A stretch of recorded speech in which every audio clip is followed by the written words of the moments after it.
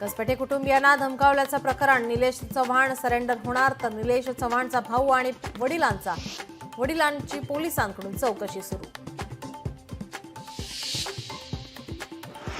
वैष्णवी आत्महत्या प्रकरणी संबंधित संशयित आरोपी निलेश चव्हाणचा नवा व्हिडिओ समोर।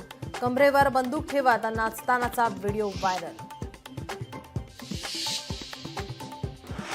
पुण्यापाठोपाठ नाशिकमध्येही हुंडाबळीची घटना। 37 वर्षीय विवाहितेची गळफास घेत आत्महत्या।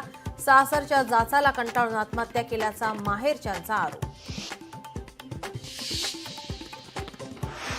पुण्यातील खराडी परिसरात बोगस कॉल सेंटरवर पोलिसांचा छापा। बोगस कॉल सेंटर प्रकरणी 6 तासानंतर चौकशी संपली।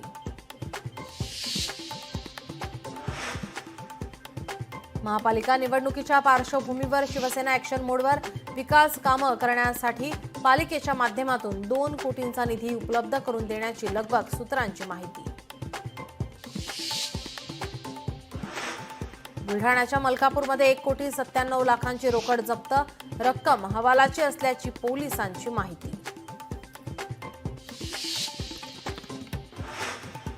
लाडक्या बहिणींच्या मे महिन्याच्या अनुदानाची तरतूद। आदिवासी विकास विभागाचा निधी महिला व बालविकास खात्याकडे वळवला। 335 कोटी 70 लाखांचा निधी वळती।